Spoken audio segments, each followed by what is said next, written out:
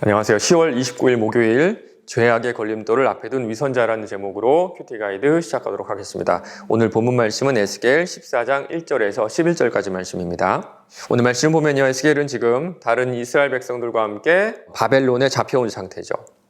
그 상황에서 사람들은 에스겔에게 하나님의 뜻에 대해서 물어봤습니다. 1절 보니까 그냥 일반 백성들뿐만 아니라 이스라엘의 장로들도 에스겔에게 와서 하나님의 뜻을 물었던 것 같아요.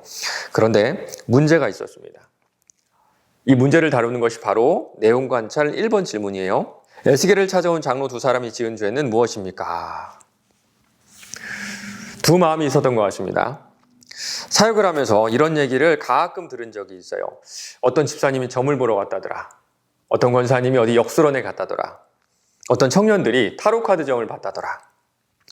심심풀이로 이렇게 보시는 분들도 있는 걸로 알고 있는데요. 정말 진지하게 사주팔자를 보러 그리고 점을 보러 역술원에 가시는 분들도 저는 만난 적이 있습니다. 하나님을 믿는다고 하지만 그때그때마다 명확하게 말씀해 주시는 하나님이 아니라 오늘의 문제에 대해서 이렇게 해, 저렇게 해, 딱 떨어지는 답을 주는 무당이나 역술인들에게도 마음이 끌리는 거예요. 지금 바로 이런 상황입니다. 장로들이 지금 하나님의 뜻을 물으러 에스겔에게 오긴 왔는데요. 그들의 마음속에는 이미 다른 우상들이 있었던 거예요. 그 당시 바벨론에도 여러 우상들이 있었고요. 잡혀간 이스라엘 백성들은 그 우상들을 바벨론 백성들과 함께 섬기기 시작했던 겁니다. 심지어는 이스라엘의 장로들도 이렇게 두 마음을 품었어요. 4절엔 이렇게 표현합니다. 우상을 마음에 들였다. 우상을 마음에 들였다. 하나님은요, 그들의 마음을 다 아시고 이렇게 말씀하시죠. 3절입니다. 인자야, 이 사람들이 자기 우상을 마음에 들이며 죄악의 걸림돌을 자기 앞에 두었으니 그들이 내게 묻기를 내가 조금인들 용납하랴. 이 장로들에게 하나님에 대한 믿음이 없었던 것은 아니었던 것 같습니다. 그런데 문제는 그것과 함께 다른 신들에 대한 믿음도 그들 마음 가운데 있었던 거예요. 우리 예수님도 이렇게 말씀하시죠. 마태복음 6장 24절입니다. 한 사람이 두 주인을 섬기지 못할 것이니 혹 이를 미워하고 저를 사랑하거나 혹 이를 중히 여기고 저를 경히 여김이라. 여러분 어떠신가요? 여러분은 하나님만을 주인으로 삼고 그분만을 의지하며 살고 계신가요? 그렇지 않다면 그것이 바로 죄악입니다. 큐티책 왼쪽에 보면요. 묵상을 위한 용어 해설 부분에 죄악이라는 단어를 잘 설명해 놨으니까요. 참고하시면 좋을 것 같습니다. 이렇게 하나님께서는요. 두 마음을 품은 자들 가증히 여기시는데요. 그래서 보응하신다고 합니다. 내용 관찰 2번 질문이에요. 마음에 우상을 품고 나온 자들에 대한 하나님의 보응은 무엇입니까? 4절, 5절에 그 답이 나옵니다. 그런즉 너는 그들에게 말하여 이르라. 나 주 여호와가 말하노라. 이스라엘 족속 중에 그 우상을 마음에 들이며 죄악의 걸림돌을 자기 앞에 두고 선지자에게로 가는 모든 자에게 나 여호와가 그 우상의 수요대로 보응하리니 이는 이스라엘 족속이 다 그 우상으로 말미암아 나를 배반하였으므로 내가 그들이 마음먹은 대로 그들을 잡으려 함이라. 우상 숭배의 형벌은 죽음입니다. 그런데 이 말씀이요. 오늘 에스겔을 찾아온 장로들에게 주신 말씀만은 아니에요. 7절에 보면요. 모든 이스라엘 백성들에게 똑같은 말씀을 하고 계신 겁니다.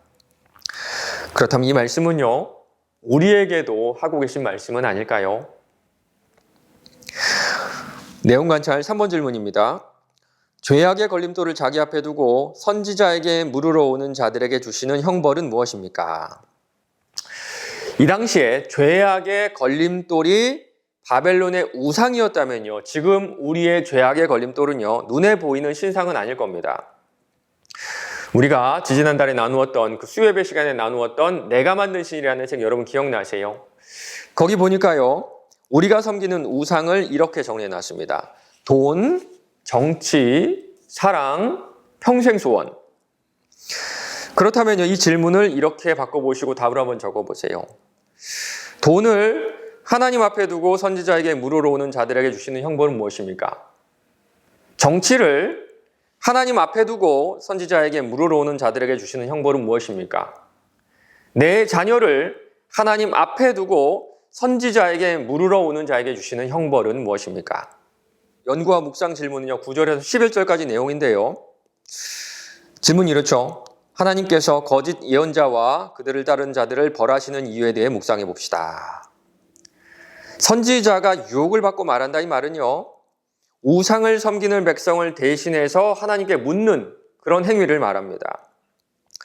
백성들의 영적 상태와는 전혀 상관없이 그들의 비위를 맞추며 그들이 원하는 것을 대신 빌어주는 선지자들, 바로 이렇게 말하고 있어요. 이런 선지자들과 그들을 찾아가는 모든 사람들을 멸하신다 말씀하고 계시는 겁니다. 마지막 삶의 적용 질문인데요. 이것은 회개에 대한 질문 같습니다.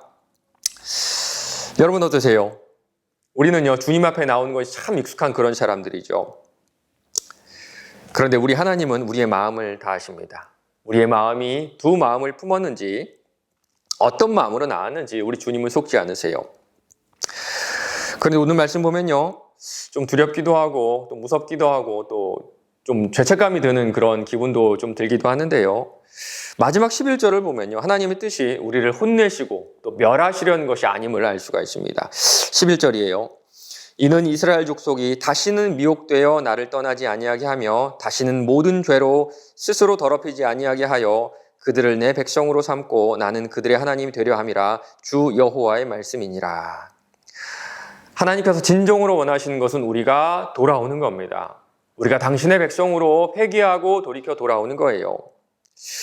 우리가 회개할 때 우리 자신을 정결하게 해주시고 진정한 평안을 허락해 주십니다. 오늘도 믿음으로 살아갈 때 주님을 온전히 의지하며 거짓 없는 깨끗한 마음으로 섬기는 하루 되시기를 간절히 축원합니다.